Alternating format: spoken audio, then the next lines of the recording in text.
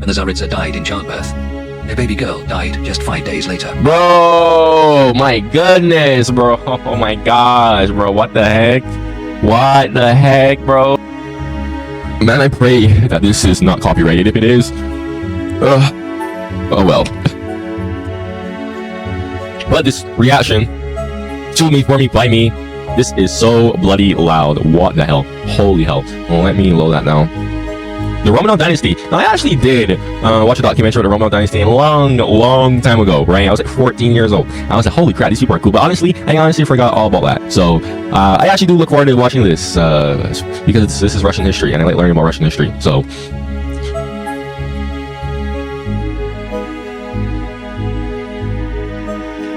Quiet monastery at Kostroma had never seen so many nobles.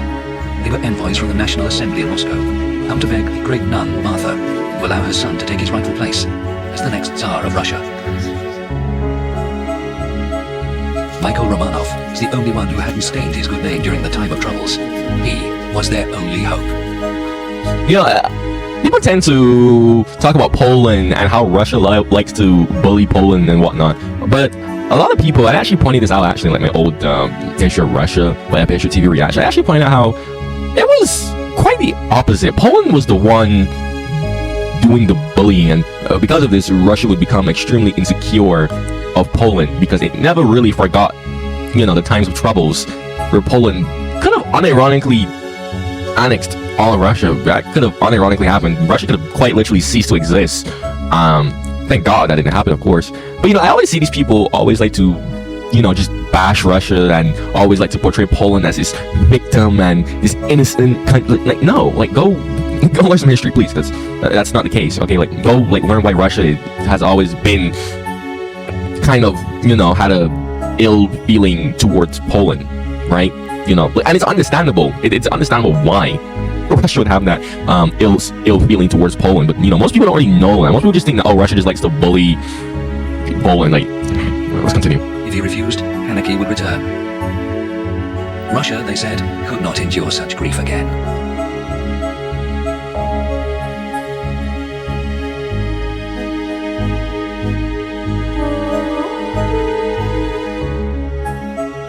Yeah, Romanov, or, well, it's the same thing, just Theodore, son of Ivan the Terrible, died childless. He was the last of the Rurik dynasty, rulers of Russia for more than 700 years. His younger brother, Dmitry, had died 7 years earlier in suspicious circumstances. The National Assembly elected Boris Godunov as the next Tsar, but a rival soon emerged, an imposter claiming to be the last Tsar's dead younger brother.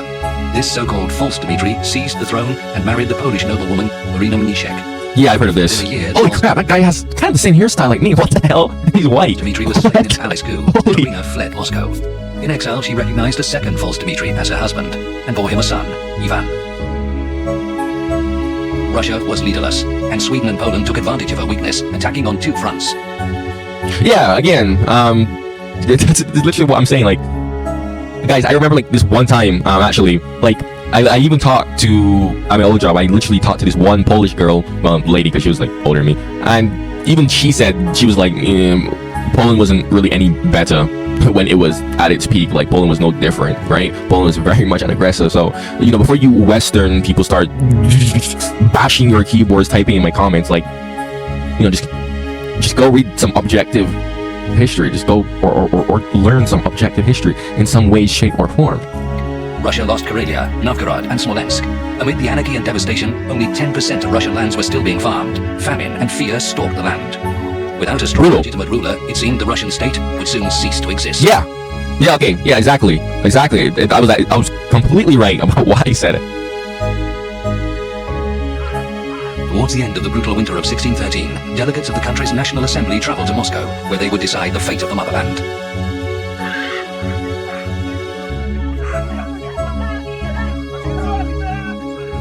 The Zemsky Sobor, or National Assembly, was Russia's parliament of the 16th and 17th centuries, brought together to advise on the most important political issues. In 1613, the assembly had about 1,000 delegates, drawn from the nobility. You know, it's so weird, where it's like, because I said in like all my videos that I'm like teaching myself how to speak Russian. It's weird because I can read this in my head, but some of these words I don't know what they mean. But I know what Chilovek means. I know what that is. That's like such a basic word. It's so weird. It's like I'm reading the words in my head, but I see some words I'm like, oh, I haven't learned that yet. It's so Merchants, bizarre. free townsmen. The decisive vote was held on March 3rd. After lengthy debate, the 16-year-old Michael Romanov was elected Tsar. Michael's father was Fyodor Nikitich Romanov, cousin of Tsar Fyodor, the son of Ivan the Terrible. This gave him a strong claim to the throne.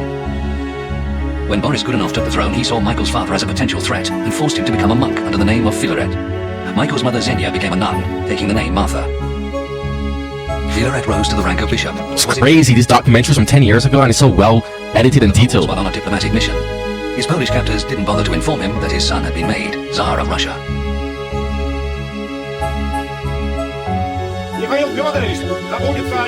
The people of Moscow, meanwhile, were informed of the National Assembly's decision through public announcements in Red Square. Michael Fyodorovich Romanov, it was declared, was the new sovereign of the Grand Duchy of Muscovy and Tsar of all the Russias. Michael had grown up amid the 15-year anarchy known as the Time of Troubles. When he was just 4, he was taken from his parents and sent to the country. Later, his mother came to take Michael back, and together they went to live a quiet life in the Apatiev Monastery, 200 miles northeast of Moscow.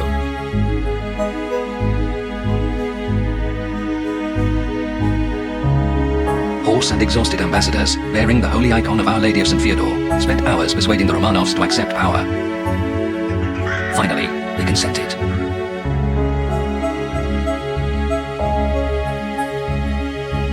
After many years of lawlessness and violence, a new Tsar ascended to the Russian throne. Michael Fyodorovich Romanov, founder of the Romanov dynasty, by God's will, Tsar and ruler of all Russia.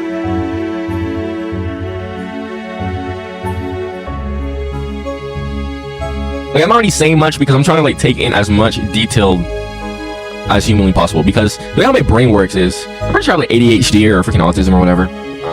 So it's like my memory, my memory, bro, is like I have to really pay attention. And when, when it comes to stuff like this, especially Russia's history, I tend to pay extra more attention because I'm trying to actually retain this information because I'm trying to learn more about Russia, right? Which is the main reason why I'm learning the Russian language, actually, so that I can actually read. Hopefully, I can like learn more about Russia's history proper. Because guys, it's one thing to learn the history of a different place in your language that it's translated to, but you are still missing out loads of historical documents, items, knowledge that can't really be translated. So it's like, okay, well, for me to be able to actually unlock all of what Russia has to offer in its history, I'm like, okay, well, definitely I'm gonna have to learn the Russian language, right? So yeah, let's continue. If you are curious about that, about my journey, I do it every day, every single day. But like basically, it's basically become a part of my life. Like at least like 2 hours a day. I literally spend 2 hours a day drilling myself either on grammar, vocabulary, or literally just both. To be honest, if I could say something right now in Russian, let me see. Днем я изучаю русский язык, потому что я люблю Россию. I think I said that right. I think I said it right. I was saying every, well, not every day. That would be каждый день. But I was saying during the day, I study Russian because I like Russia. Or if I actually wanted to say that better, I should have probably said мне нравится. Shit, I have this my throat. Мне нравится Россия. Or actually, wait, no, it's мне нравится Россию. Yeah, that'll be accusative, I think. Yeah, I think that's the correct form, right? Correct me if I'm wrong. Again, I'm still like learning grammar rules and whatnot. So yeah, I can't really like communicate. I can't really communicate yet, but probably like within 6 months at the rate that I'm going, because believe me, I am learning. I'm not showing it yet. Eventually I'm gonna probably do a video on this, like showing like why I've truly learned. But I didn't. It's honestly because I just don't know enough vocabulary that I can't really speak as much as I probably could right now. Right now I've been exposed to about 1,500 words so far, right? Every day I learn 10 new words, right? So yeah, by the end of this year I'll probably be completely different. Honestly, by the end of this year, if I continue at this rate, to be honest, I probably should be able to speak Russian decently, quite frankly speaking. So but right now I'm on cases. I'm not really drilling myself on cases, if I'm honest with you. I'm just kind of learning cases naturally. A lot of my Russian learning, to be honest, it's kind of just, I'm kind of just learning it naturally. What I do in a nutshell is, I kind of just learn words, and then I go and, you know, I use apps which will put Russian sentences with the English translation, basically, and then I'll see those words being used in sentences. I'll be, oh wait, I know this word, you know. So then my brain is able to retain it in a nutshell. It's kind of like that. I'm not really gonna talk too much about it because I'm gonna like make a whole video within like probably by the end of this year, maybe 6 months or whatever, 6 months from now. Then I'll actually talk about that there. But yeah. The coronation of Tsar Michael I was held on July 22nd, 1613.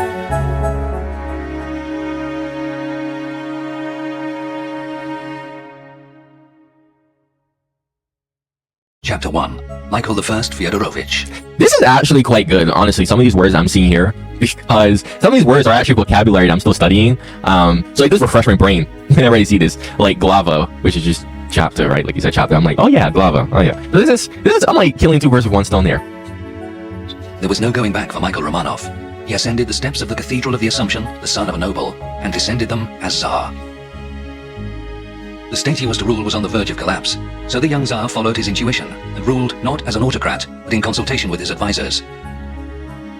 Smart man. The National Assembly, which had formerly met once every few years, began to meet more regularly to offer him advice. Despite the expectations of many, Michael didn't become a puppet of the noble factions at court. He remained his own man, biding his time.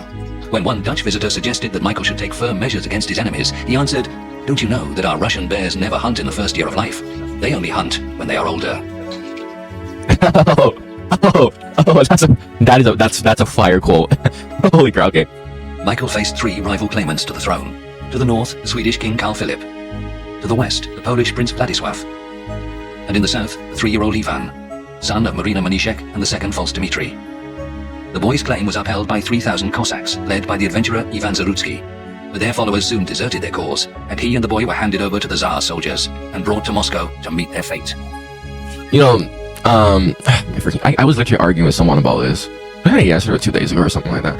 I don't know, but like, bro, Cossack people, guys, Cossack people, they were bandits. They were bandits. They were bandits. They were bandits. Cossack people were not an ethnic group. Please, they were not an ethnic group. They were not an ethnic group. Okay, like I'm seeing so much people say this. Especially like Western people. I'm like, bro, no, bro. You wanna know a good parallel to compare Cossacks to? Vikings, actually. Vikings, right? Vikings are not an ethnic group, okay?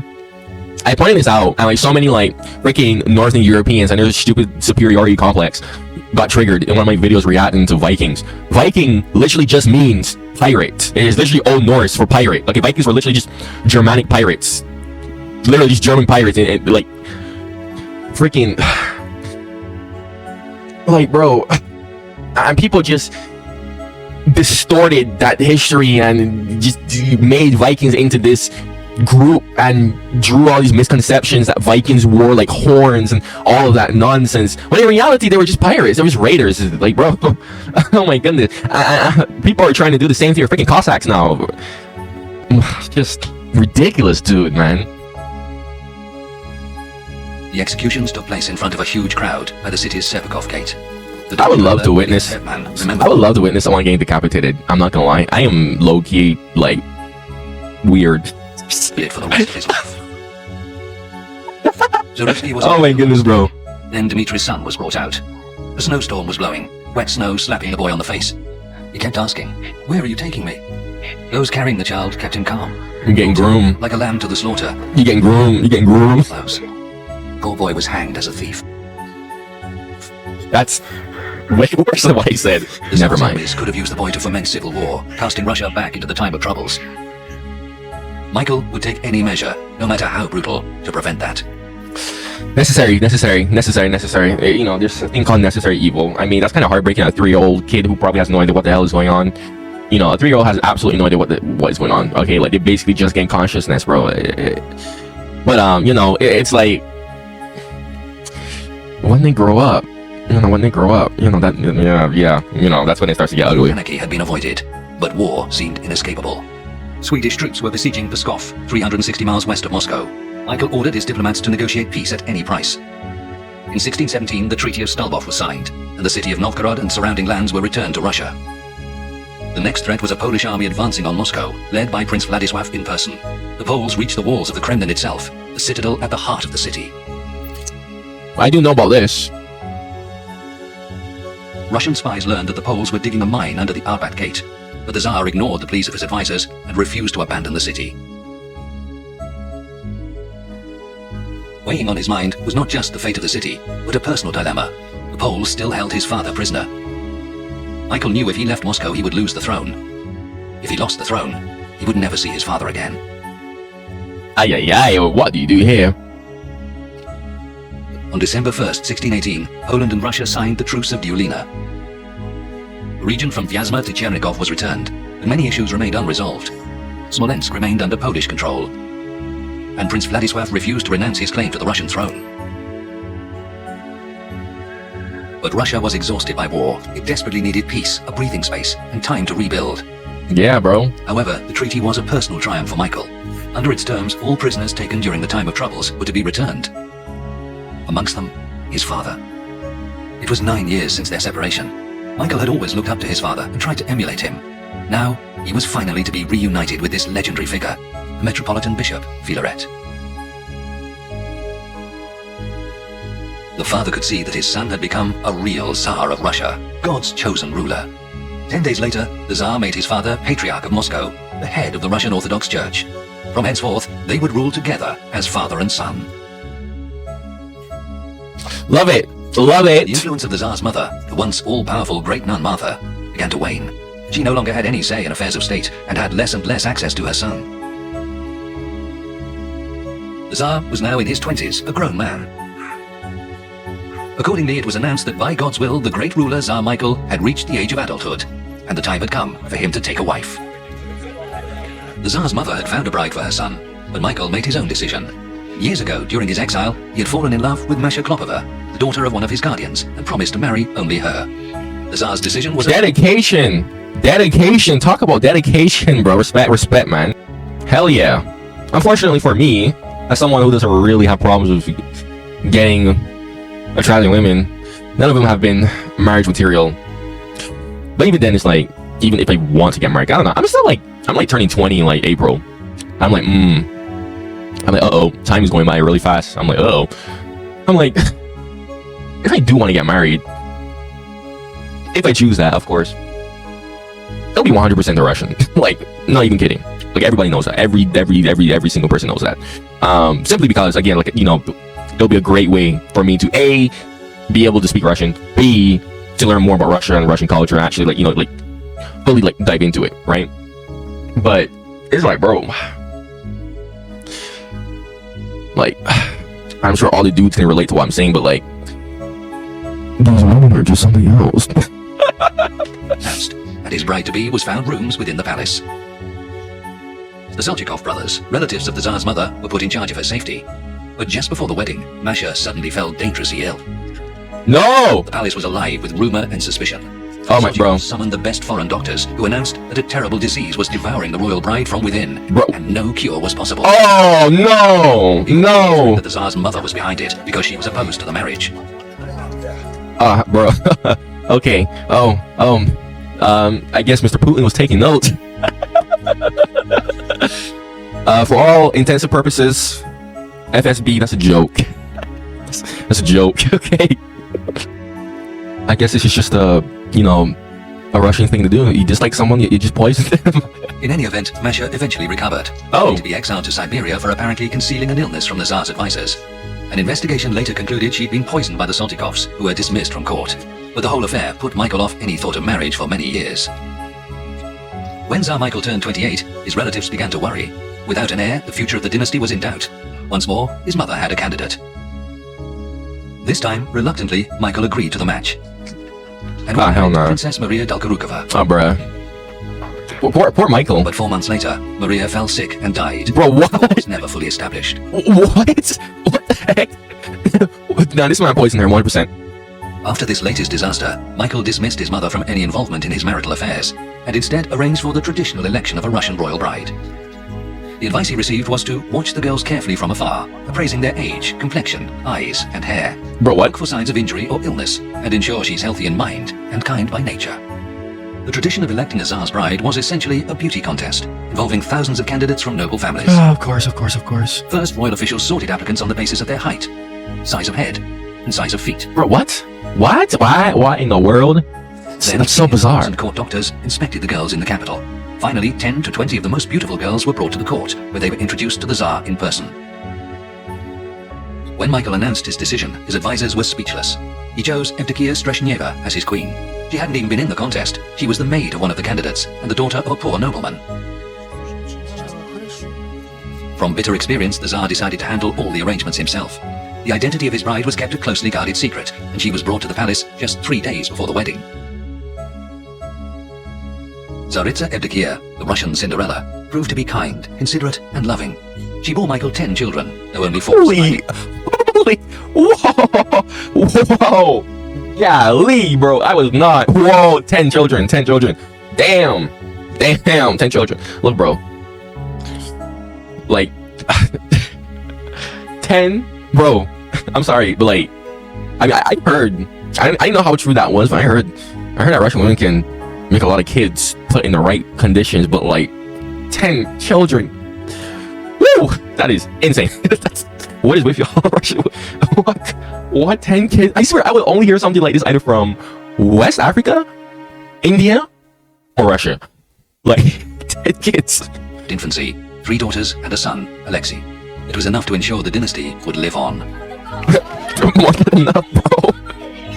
Golly.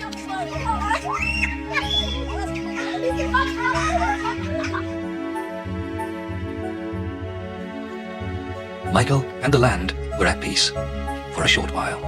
This is medieval times. That's not gonna last forever, of course. That's Michael was determined to reclaim Russian lands lost during the time of troubles. It would mean war with Poland. First, he reorganized the army, introducing new weapons and equipment based on developments in Europe. In particular, Michael learned from the Swedish army, the strongest in Europe. New regiments were formed with 8 companies of 200 men. Each had 120 musketeers and 80 pikemen. New muskets were bought, which weighed 4 kilograms instead of 6, so they could be fired without a support. By 1632, 10 new regiments had been formed, with a strength of 17,000 men. It was one thing to create a new army, it was another to teach it how to win on the battlefield. Russian forces were defeated outside Smolensk, and after 2 years of war, both sides sought a settlement. The 1634 Treaty of Polyanovka brought no territorial gains for Russia apart from the town of Sierpiesk, ceded by the Polish-Lithuanian Commonwealth. Russia also paid an indemnity of 20,000 rubles, in exchange for which King Vladislav of Poland renounced his claim to the Russian throne. Small gains. Becoming a more prosperous society. Thanks to Michael's efforts, English and Dutch specialists came to Russia to share their expertise. They lived in the foreign districts of the big cities, such as Moscow's famous German Quarter, and invested capital in local enterprises. Russians referred to the Germans, or often any foreigner, as Niemets, from the Russian word Niemoy, meaning mute, because they couldn't speak Russian. In the 10th year of his reign, Tsar Michael invited English geologists to investigate iron and copper ore deposits in the Ural Mountains. 8 years later, the first state steelmaking plant was opened in the region. 12 years after that, a Dutch entrepreneur built an armory at Tula, 100 miles south of Moscow, that's still in operation today. Russia soon What? That is absolutely mad. began to export arms to some of the most developed countries in Europe. That's crazy. This is like 1630s. This is like 10 years after my country was first settled and colonized by Britain. It's insane, like, how all of this was going on whilst literally like all the way on the other side of the world, you know, things were completely different, man. Like, wow.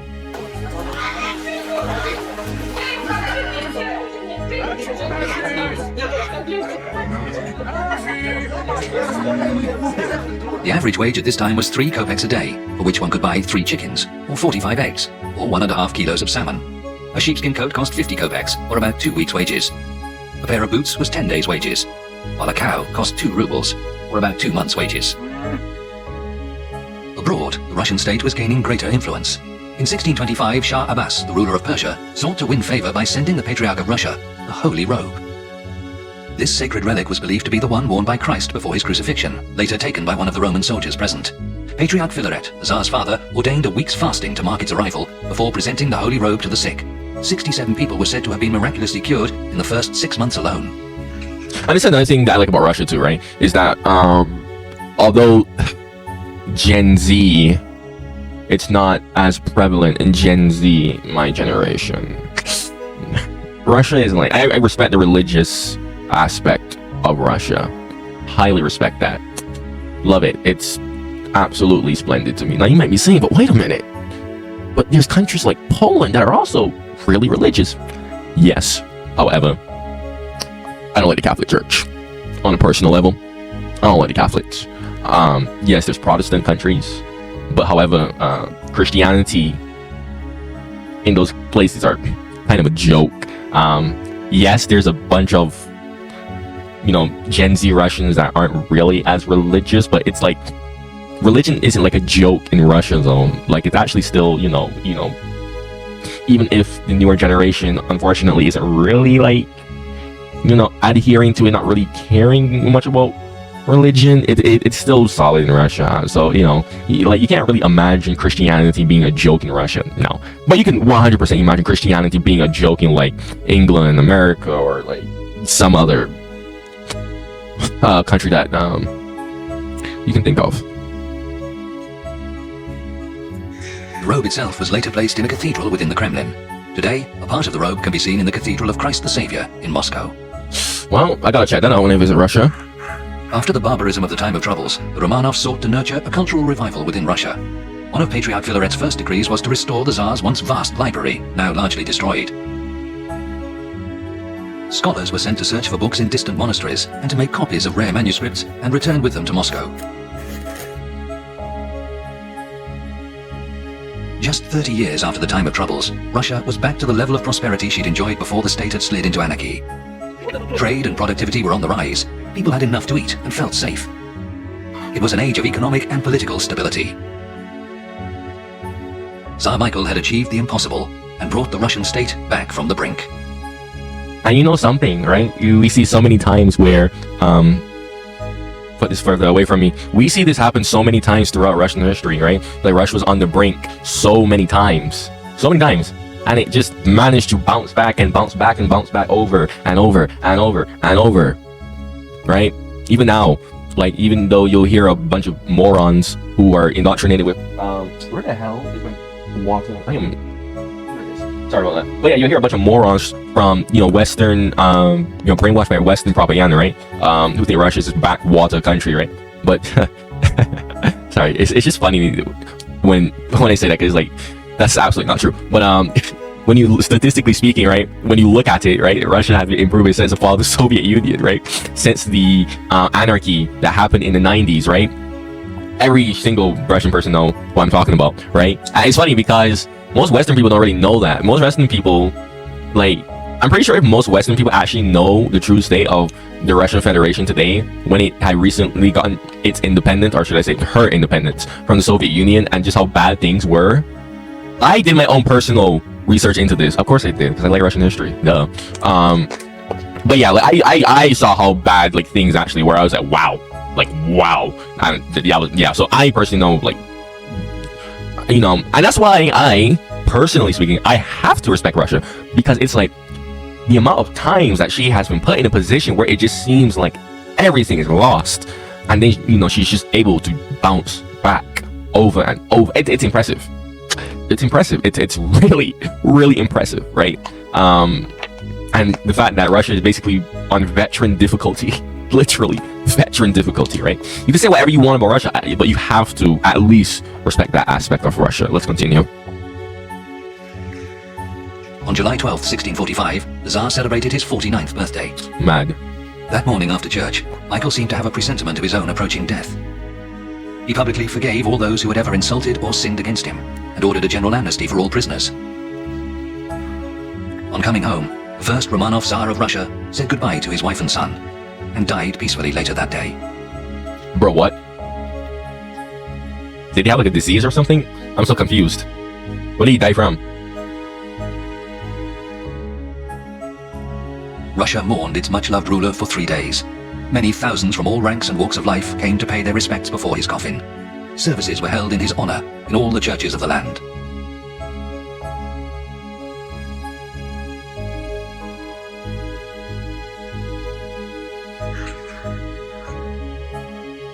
Alexei Mikhailovich, Michael's eldest son and heir, was as young as his father had been when he ascended to the throne, but the country he inherited had been utterly transformed. Famine, civil war, and destruction no longer stalked the land.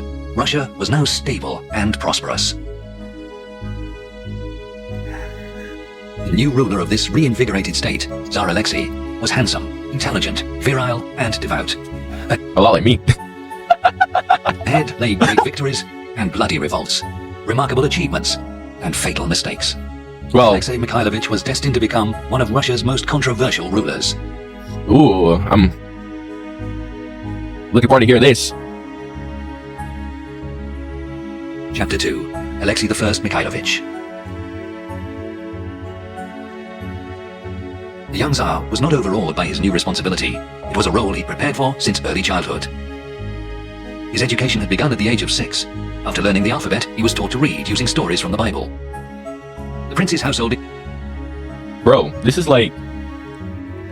So, most of y'all who don't watch my Muslim reactions and whatnot, I pointed out how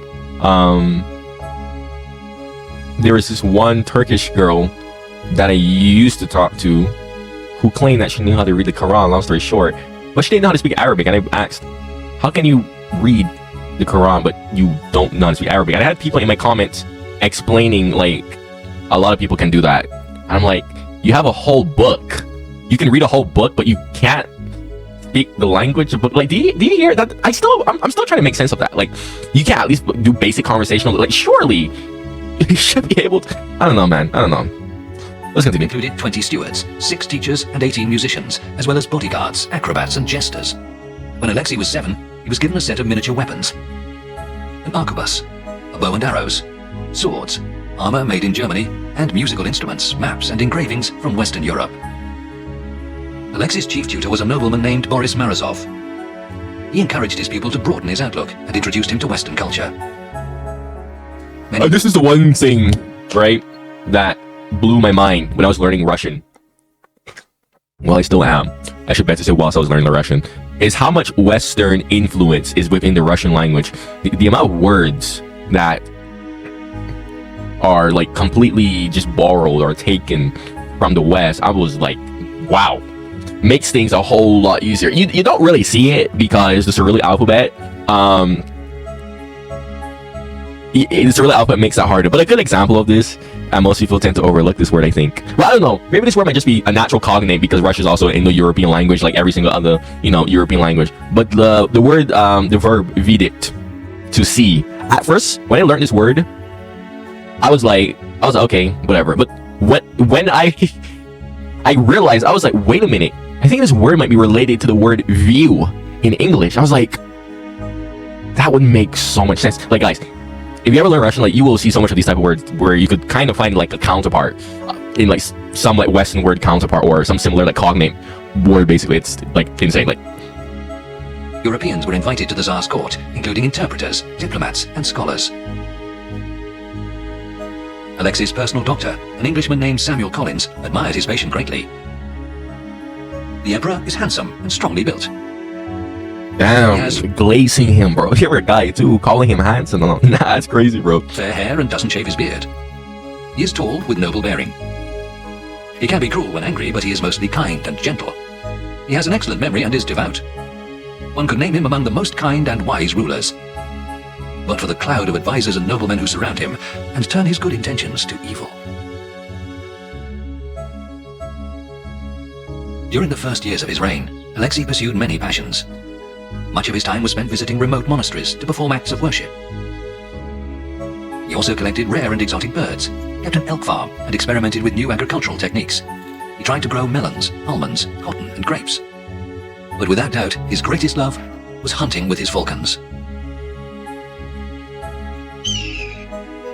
The Tsar owned no fewer than 3,000 falcons, each of which, it was said, he knew by name. Bro, what the hell?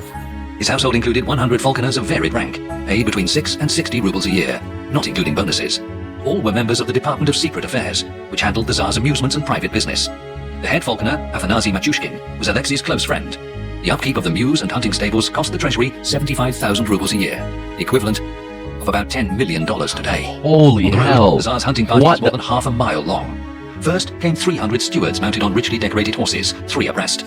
They were followed by 300 guardsmen in crimson kaftans, 5 abreast, then 500 armored cavalry, 3 abreast.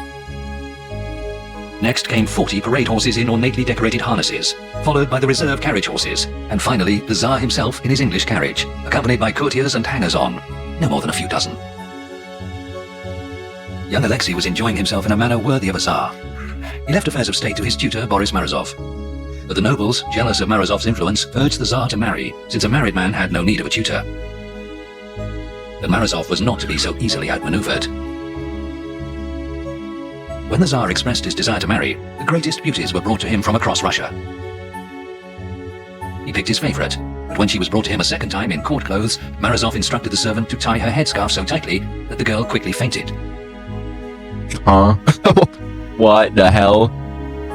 What the hell? It was declared that the girl had fainting sickness. To conceal this from the Tsar was a crime. Her father was exiled to Siberia, and her family fell from favor. Morozov, an elderly widower, then asked the Tsar to help him pick his own bride, and introduced him to the Myaslavsky sisters.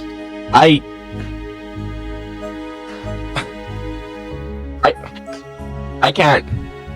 I'm speechless, to be honest. Like, he tied her and she just fainted, and he was like, oh, no. Alright, bye-bye, dear father. What the hell? Alexei fell in love with the eldest sister, Maria, and married her, while Morozov married Anna, young enough to be his granddaughter, so strengthening further his ties to Alexei.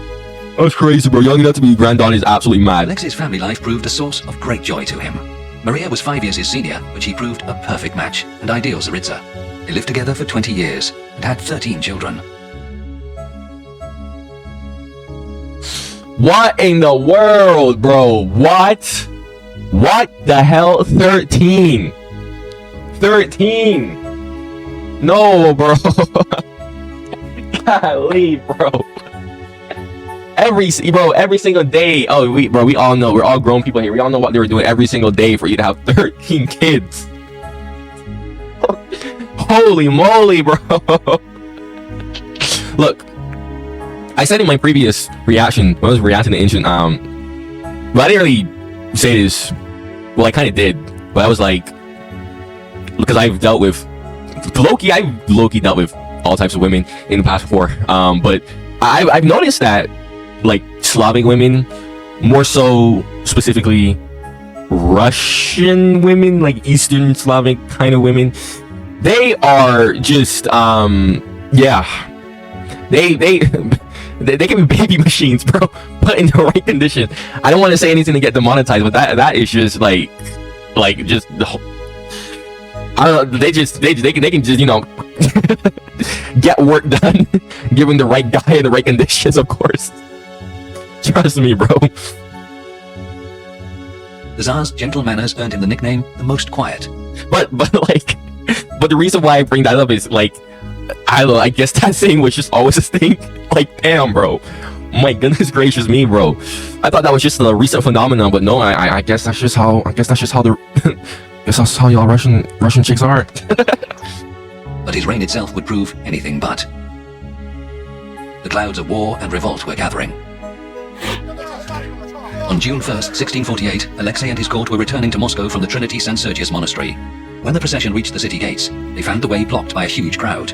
The people of the city had come to present a petition to the Tsar, complaining of the excesses of his bureaucrats. But the Tsar refused to speak to them. His guards drove them away and arrested the ringleaders. The next day, the Tsar was returning from another monastery when he was again met by a huge crowd. They pushed his guards aside, broke through to the Tsar's coach, and seized control of the horses. The 19-year-old Alexei was face to face with his subjects for the first time. Despite being surrounded by an angry mob, he remained calm. He listened to their complaints and promised to stamp out government corruption and to dismiss all bribe takers and embezzlers from office. Interesting. So I thought, oh wait, oops, on pause. But he said that Russia was stable at this point. Intriguing. Top of their list was the Tsar's old tutor, Boris Mazarov. In the course of 2 years, Morozov had amassed a huge personal fortune and made himself the second richest person in Russia. As chief treasurer of the state, he reduced spending by slashing the wages of all bureaucrats, forcing many to accept bribes simply to survive. He appointed friends and allies to offices of state, but only after they paid him an enormous bribe. But Morozov's most dangerous policy had been to raise the tax on salt. So I guess this is also another Russian thing that has always been around: corruption. The one thing that has been plaguing every single part of Russia's history is corruption. The one thing that is just holding Russia down. If Russia did not have corruption, or at least so much corruption throughout all of her history, it would be so much more further today. So much more further today. But that corruption, man. Corruption, man. Was the universal food preservative. When its price rose fourfold, everyone was affected, and the poorest were threatened with starvation. Ooh. The events that followed were reported in all the courts of Europe. One account was left by a Dutch traveller to Russia, thought to be a spy. A crowd of people forced their way into the palace courtyard. The guards sided with the people and burst into Morozov's house. They trampled everything underfoot, threw his belongings from the windows, and ransacked the place, taking all they could. They shouted furiously, "This is our blood!" Morozov himself escaped into one of His Majesty's chambers and hid there. There were revolts across Russia, from Ustyug and Salvychegodsk in the north to Kursk in the south. The Tsar was under siege in his own palace. The pregnant Tsaritsa nearly miscarried. She gave birth 5 months later, but their first child died within the year. To appease the Holy... Bro, I am just so speechless. people, the Tsar ordered the execution of many corrupt officials, but not Morozov. Alexei would not sacrifice his beloved tutor, and instead exiled him to a monastery 300 miles north of Moscow. That's not even an In exile. response to the Salt riots, the National Assembly was urgently convened within the Kremlin. It advised the Tsar that only a comprehensive new legal code could restore order. A special commission was established, in which the Tsar himself took an active role. The result was the Sobórne Ulożenia, a legal code that sought to consolidate all the state's existing laws into a single document for the first time. It would prove a cornerstone of Russian law for centuries to come. The code's 25 chapters and nearly 1,000 articles were copied and glued together into a single roll 309 meters long. After its approval, 1,200 copies were printed and one sent to every major city. The code entrenched the privileges of the nobility, who became the only people legally allowed to own serfs. The status of these peasants was made permanent and hereditary. The Sobórne Ulożenia was in force for almost 200 years, from 1649 until 1832. That's insane. That's insane. That's basically... actually, that's really eerily similar to how, in my country, which was a very fresh colony at this point, colonized in 1625, when the English started buying slaves from West Africa and bringing them over. At first, it was like minuscule. It was like meh, not really crazy. But around 1650, actually, was when the English realized like Barbados was really fertile with soil and it could make a lot of money for England. And that's when they started like really like going in. The plantation, elite rich plantation owners really started bringing like slavery, and that's when slavery took a turn for a completely different direction, and that would last roughly around the same time, really, like 1650, 60, 70 was when it really started beginning, up until Britain would abolish slavery in 1863, 1864. That's wow. That's When the rioting finally abated, Boris Morozov quietly returned from exile, but his place as Alexei's closest advisor had been taken by another, the 43-year-old abbot of Novospassky Monastery, Nikon. Nikon made a great impression on the devout Tsar. Soon he was ordained Metropolitan Bishop of Novgorod. 3 years later, Alexei appointed him Patriarch, head of the entire Russian Orthodox Church. With the Tsar's backing, the new Patriarch began a large-scale reform of the Russian Church. Nikon believed that over the last 4 centuries, the rituals and beliefs of his native church had become riddled with corruption and abuse, and were increasingly at odds with the rites performed by the Greek Orthodox Church. The morality and conduct of Russian priests and monks had also been called into question.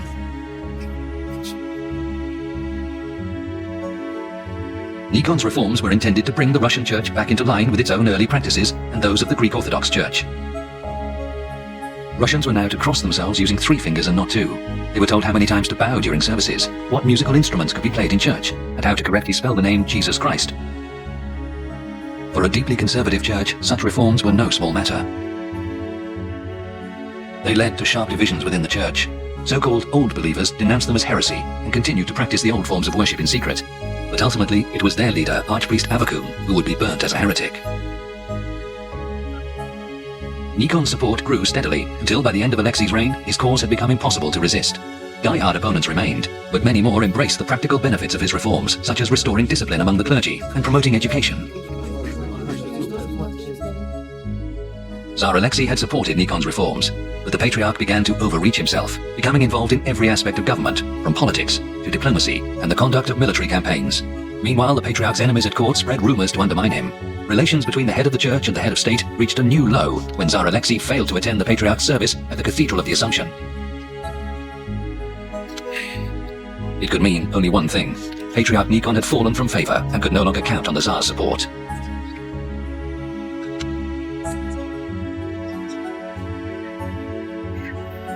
Nikon left for the New Jerusalem monastery, a day's journey from Moscow, where he planned to await the Tsar's apology. But it never came. Cooked. Beyond cooked. Instead, He's the cooked. Tsar appointed a new patriarch. Well, In 1666, a great synod was held in Moscow, attended by the most senior priests of the Greek and Russian Orthodox Church. The synod dismissed Patriarch Nikon from his post, but at the same time excommunicated his great adversary Archpriest Avakum, and upheld Nikon's entire program of church reform. Morozov and now Nikon were gone. Tsar Alexei, this passionate youth, lover of falconry, loving husband and father, would now rule alone for the first time. Little did he know he was about to face one of the most turbulent periods in all of Russian history. The first threat would come from the south, and the Cossack renegade Stepan Razin. Razin was a Cossack chief, or ataman, from the Don region. He had a long record of insurrection and banditry along the Volga River and around the Caspian Sea. But in 1670, he aimed at nothing less than the creation of a new, free state for the Cossacks. After he seized the towns of Tsaritsyn and Cherkassk, thousands rallied to his cause. Government troops were eventually able to stamp out the rebellion, and Razin was betrayed to the authorities by his Cossack rivals. He why would he want to create a state, though? was brought to Moscow and executed. Why would he want to create a state? Why? I've heard of this Cossack states or rebellions in attempts to create a Cossack state, because this is what your Ukrainian people tend to. They like to say that they're Cossacks. To be honest, Cossacks is like, I don't know. I kind of like, I get that they're like bandits, but it's like, and they could have been from like anyone, but it's like I don't really like understand what was their goal. Like, I know they basically did stuff for money and whatever the hell benefit, but like, why would he want to create a Cossack state? Interesting. Even while he struggled with church reform and Cossack rebellion, Tsar Alexei faced war against the old enemy, Poland. Of course. Since the time of troubles, the Commonwealth of Poland and Lithuania had occupied former Russian lands, including the important city of Smolensk.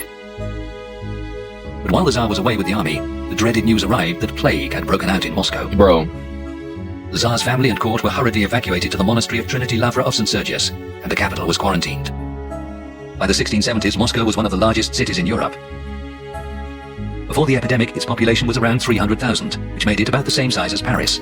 Naples had a population of 270,000, London and Amsterdam about 200,000, Venice and Antwerp about 150,000, Rome, Genoa and Prague 100,000. I think around this time as well, I think around this time in the 1670s, when my country was still a colony, its population was around like 50,000. It was way more than 10,000 along the lines of something along those lines. I think like 10 to 50,000, something along those lines. Which I'm bringing this up because it's like the island is 21 miles long, right? So it's insane that a number that big for a 21-mile long island, which is roughly as long as Manhattan in New York, would have that much people. That's I'm just saying, like, that's how important it was to the English at first. Just drawing that parallel there, of course. Let's continue. In 5 months, the plague claimed 150,000 lives, about half the population of Moscow. Bodies piled up in the streets. Bro. The army still had to be paid, and the treasury was in plague-ravaged Moscow. If the Holy, bro. Half the population dead. epidemic spread to the troops, it would be a disaster. Yep. So the Tsar came up with the idea of literally laundering the money. He ordered the silver coins to be washed with soap and lye before they were distributed to the troops. Plague never reached the army. The war with Poland lasted 13 years. The Russians managed to win back some territory on their western border, but an empty treasury forced the Tsar to seek an armistice. In the Truce of Andrusov, Russia won back Smolensk, Again. and other lands lost more than 50 years ago in the time of troubles. Eastern Ukraine also became part of the Russian state. To refill his treasury, Tsar Alexei decided to reform the currency. Because of the country's shortage of gold and silver, he introduced a copper coin with the same value as a silver coin. Wages were now paid out in copper, while taxes were still gathered in silver. The copper coins soon began to lose much of their value, but the Tsar's mints continued to produce them. Within 5 years, in Moscow, a single silver ruble was worth 12 or even 15 copper rubles. At the end of July 1662, when the Tsar was at his palace at Kalamanskoye, a few miles outside Moscow, posters appeared in the city, calling those responsible for minting copper coins thieves and traitors. People of Moscow traveled to Kalamanskoye to see the Tsar. When he left church, he was surrounded by a huge, angry crowd. But Alexei kept his composure. He promised the people that the issue would be resolved. He even swore an oath to it. The crowd began to disperse. The Tsar's guards led him away. But more protesters kept arriving from Moscow, angrier, and shouting insults at the Tsar. For a while, Alexei listened to their jeers in silence. The troops were already moving into position. When the Tsar saw that they encircled the crowd, gave the order, the slaughter began. Bro. Oh my. 2,500 people were killed at Kalamanskoye in just a few hours. Oh my Revolt was goodness. suppressed, but the copper coinage had to be withdrawn. The state... Why would he... Okay, but like, was freaking slaughtering them necessary though? Why would he do that to them? Oh my goodness. Was that necessary? What? If he was going to stop the copper... What the... even offered compensation at 5 kopecks, or 5% to the ruble. The Tsar's agents interrogated and tortured suspects for months to find out who had been behind the riots. 150 were hanged. About 1,000 were sent into exile with the letter B branded on their faces, or buntavshik, rebel. The Tsaritsa was pregnant during the copper riot, as she'd been 14 years before during the salt riot. It was said the shock took its toll on her later, and the Tsaritsa died in childbirth. Their baby girl died just 5 days later. Bro, my goodness, bro. Oh my gosh, bro. What the heck? What the heck, bro?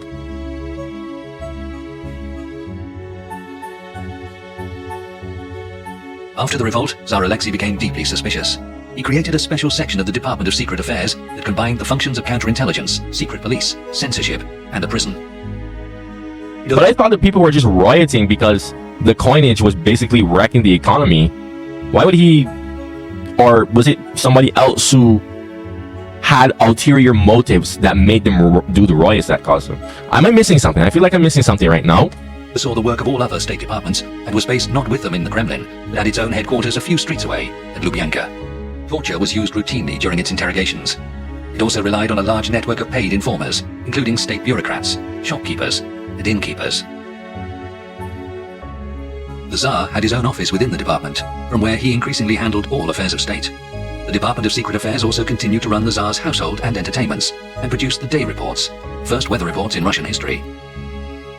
By the end of his reign, Alexei had surrounded himself with flatterers and yes-men, who competed with each other to sing the praises of their glorious monarch. His public appearances became increasingly formal and magnificent, with new ceremonies devised in detail by the Tsar himself. The Tsar, recently widowed, seemed set on the path towards aging despotism and ever-increasing isolation. But an encounter one evening, as he dined at the house of his friend Artemon Matveyev, turned everything on its head. As per custom, the Tsar's first cup was presented by the host's young ward, the 19-year-old Natalia Narushkina. The Tsar was instantly captivated by her beauty and became determined to make her his wife. But do this in America now, you freaking hear people call you a freaking pedo. They're like, oh my gosh, pedophile. Pedophile. She's only 19. She's just a child. Bro, let me tell you something, bro. I am 19 years old right now. Soon to be 20 in like April. Bro. Okay?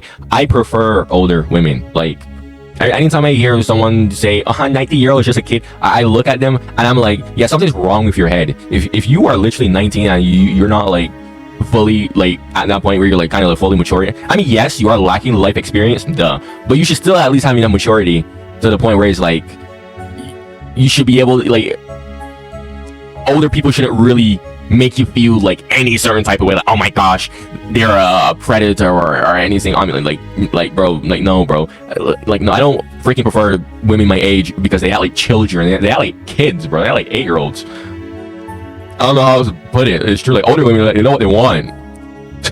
Like, to put it blunt, they know what the hell they want, man. And they're more straightforward, and they don't have like nonsense of insecurity issues and blah blah blah blah blah. You know, like, people my age act like kids so much, to be honest, both men and women. You know, like, people need to grow up, dude. I don't know if it's like that over there, like freaking Eastern Europe or whatnot, but over here in America, like, dude, like, people in the West, I guess, people just don't seem to freaking age or whatever. Like, my goodness, bro, just don't mentally mature at all. Like, bruh, it's absolutely stupid, really and truly, bro. I'm telling you, bro. But this in some type of freaking mainstream enough Western people to hear pedophile. This dude will be called pedophile. Like, oh my goodness, bro. Like, golly, bro. It's even funnier when you realize that women tend to like older men. Well, my camera fell down there. That's nice. But yeah, you know, going back to what I was saying, like, although women prefer older men, which completely contradicts the whole logic of, you know, what I was just talking about. Well, not always the case. I've seen women like younger men. I'm an example of that. I'm not going to tell any stories of that right now. Maybe in the future. Although I could tell like one story of this one Ukrainian babushka that fancied me, but that's a whole different The proper thing. protocol had For another time. The selection of a new royal bride was announced, and 74 women of great beauty were brought to Moscow for the Tsar's appraisal. Only one of them knew the result had already been decided. Natalia Naryshkina. The look on his eyes, bro. He got the unspeakable. We're just raising her up with his unspeakable raise, bro. What the hell, man? Had won the Tsar's heart, and the selection was a mere formality. The wedding took place in the Kremlin, in the Cathedral of the Assumption, on February 1st, 1671. A year and a half later, the new Tsaritsa gave birth to a son. The boy would be known to history as Peter the Great. Oh, Peter! Peter! In his newfound joy, Tsar Alexei decided to realize a long-cherished dream, to build Russia's first professional theater. The theater was built in the village of Preobrazhenskaya, on the outskirts of Moscow. Master Johann Gregory from the city's German quarter was invited to write its first play, entitled The Comedy of Artaxerxes, based on the story of Esther from the Bible. All parts were played by students from the Lutheran school. The first performance took place on October 30th, 1672. The play lasted an exhausting 10 hours. Golly, bro, what the hell? Tsaritsas and princesses watched from behind a screen that hid them from sight. Soon, 5 more plays had been staged, all based on stories from the Bible, as well as the first ballet, Orpheus. Tsar Alexei was filled with a new zest for life and a horror of growing old. Yeah, boy. He studied medical textbooks. You're old. Herbs to mix his own potions. He would listen attentively to his doctors and became obsessed with bloodletting, which was believed to restore the balance of the body's humors necessary for good health. He strongly recommended the practice for all his courtiers. It was said he sometimes let his favorite falcon make the incision, as the bird never missed the vein. In January 1676, Alexei caught a cold, which he decided to treat himself. Oh no. But his health deteriorated rapidly. GG. Within a week, his condition was without hope. On January 29th, the Tsar received the last rites and blessed his eldest son, Fyodor, as his heir and the next Tsar of Russia. He died the following night, aged 46. Wait, what the hell? He was only 46 years old? What? That's not even old. That's not even old. Freaking hell, I'm over here thinking this dude's like freaking old, like freaking old, bro. Like in his 60s and something like that, bro. Like old, like older than that Ukrainian babushka that I'm not really gonna talk about that story, but she was like freaking like 50 something years, bro. What the heck? He was younger than her. What the hell, bro? Okay. Alexei Romanov weathered many storms to leave behind a state that was rich, strong, and stable. His successors would build upon his legacy, carrying on the work of reform and modernization, none more so than his youngest son, Peter the Great, whose achievements would eclipse those of his father. Alexei died in the prime of his life, with many great ambitions unfulfilled. The country felt bereaved, as though it had lost a father. The heir to this mighty Russian state, Fyodor Alexeyevich, wasn't even able to attend his father's funeral unaided. His ill health meant he had to be carried to the cathedral on a special litter. Bro, Looking at the sickly face beneath the Tsar's fur hat, some whispered a warning. Prepare yourselves. Soon the nobles will be back in charge, and another time of troubles will be upon us. This man is also on his deathbed too. What the? Oh my goodness, bro. Oh my goodness, bro. Oh my goodness, bro. Oh my goodness, bro.